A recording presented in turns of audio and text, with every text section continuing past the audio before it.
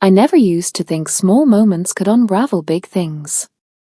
But then again, I never expected that a simple favor, one I agreed to without a second thought, would flip my entire world on its side.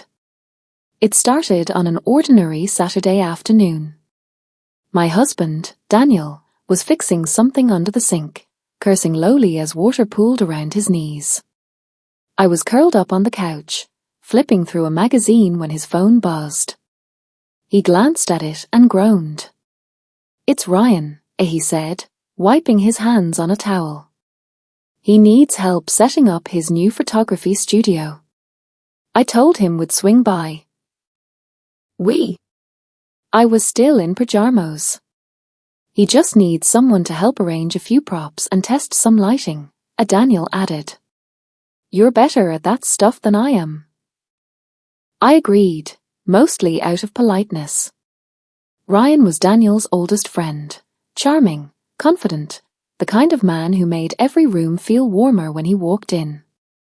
He'd been around forever, but would never spent much time alone. I never had a reason to think twice about him. Until that day. Ryan greeted us at the studio with that easy smile of his, sleeves rolled up, camera hanging from his neck. "You came. I owe you both," he said, pulling me into a friendly hug. The space was beautiful, exposed brick, soft natural light, the faint scent of fresh paint still in the air.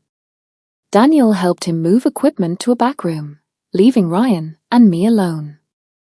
"I've been dying to test this light," Ryan said, adjusting his lens. "Would you mind being my model for just a second?" I laughed. I look like I just rolled out of bed. "That's perfect," he said, positioning me near a window. "Real. Unfiltered. Just you." His voice dropped just a little on that last part. I told myself I imagined it. But as he raised his camera, the air shifted.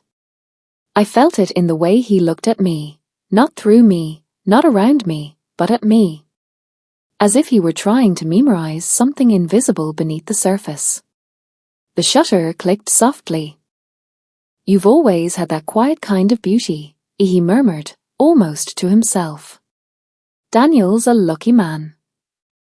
The compliment shouldn't have made me feel anything. But something about the way he said it, how his eyes lingered a second too long, it stirred something I hadn't felt in a while. I stepped back, half laughing.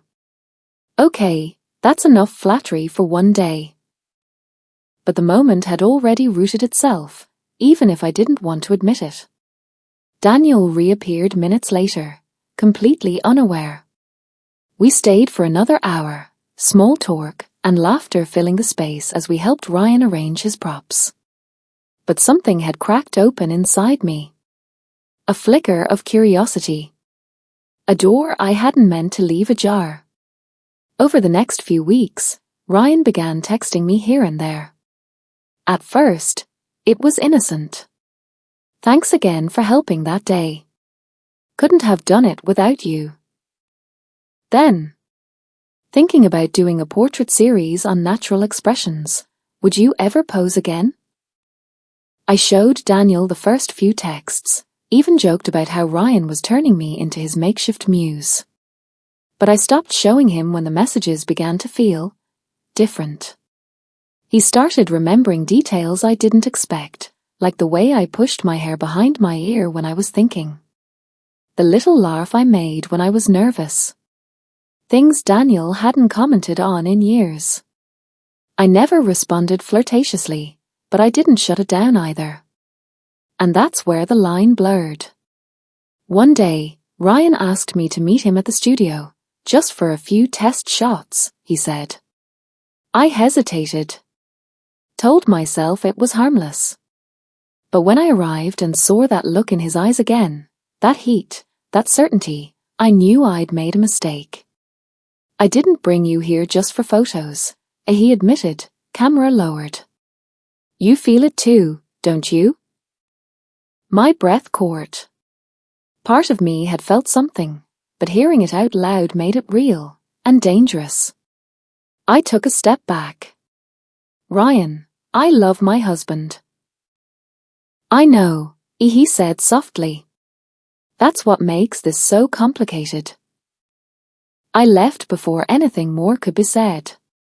My heart pounded the entire drive home. That night, I told Daniel everything. Not the watered-down version, the real version. I told him about the messages, the studio, how I didn't mean to let anything grow, but I hadn't stopped it either.